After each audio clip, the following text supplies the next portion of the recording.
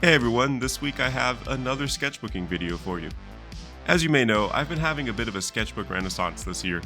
A couple weeks ago, I vowed to start filling all the empty books I own, starting with a smaller one that was left half empty dating all the way back to 2015.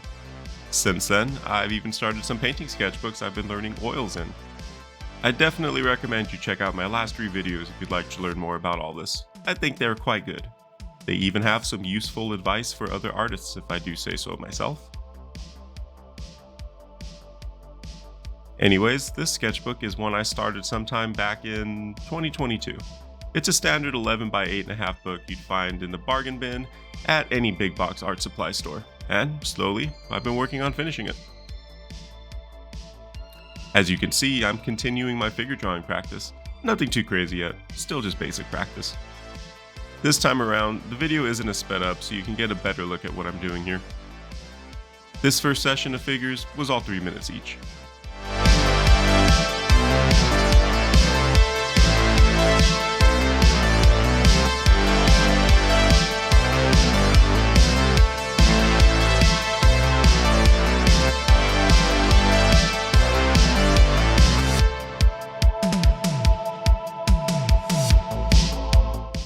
You'll notice I'm switching up my technique pretty drastically between each figure.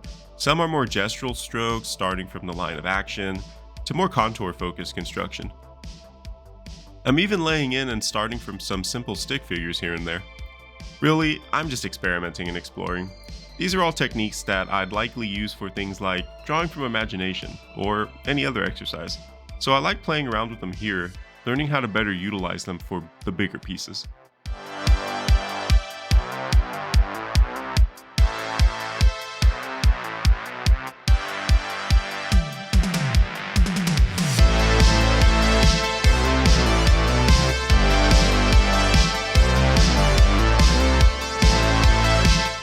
So I talk a lot about setting goals. I even go deep into the importance of them in my Painting Samus video, and this one is no different. I've been focused on building positive art habits this month, setting myself up for a productive year. These drawings are not just practice or ways to arbitrarily fill a sketchbook, but reinforcing that habit to draw. So that's a rather easy goal to complete, right? One that makes me feel good every time too, just drawing every day or as often as I can. Besides that, I really tried to keep these lines cleaner and less scratchy this time around, and I think I succeeded in that too.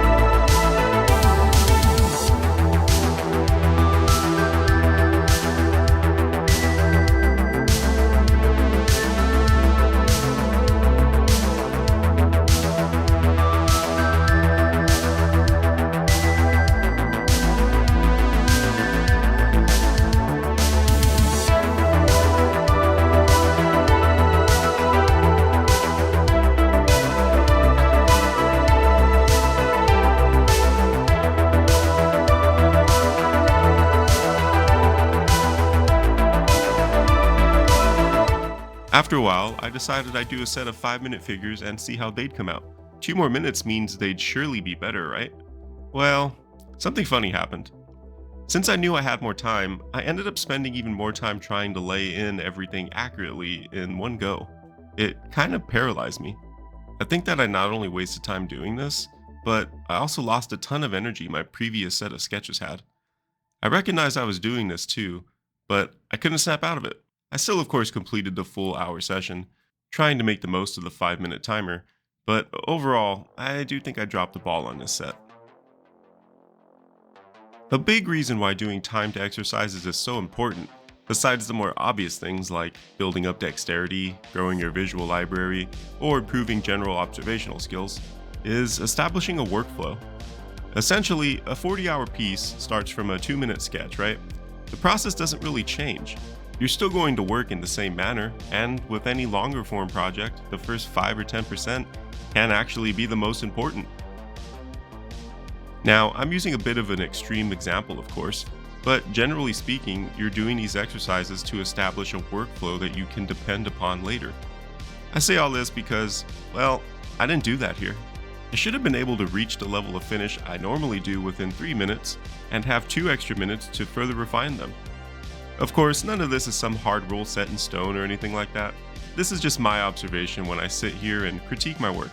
It's something to keep in mind the next time I do these.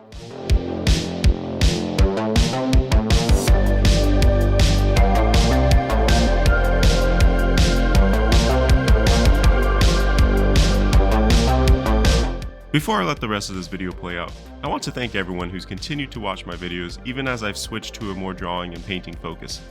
There are still more sculptures to come, as well as some larger projects that I have yet to share. I'd also love to know what other content you'd all like to see from me. My previous Sketchbook Habit video did much better than I expected it to, and I have no problem sharing more of this kind of work with you all, so please feel free to make some suggestions. Anyways, if you're already a subscriber, then I thank you for your continued support. If you're not one, then, well, what the hell are you waiting for? Click that subscribe button. Leave a like while you're there. If you want to help me even more, visit ascentintomadness.com and check out all that good stuff. Consider joining my Patreon for extra goodies.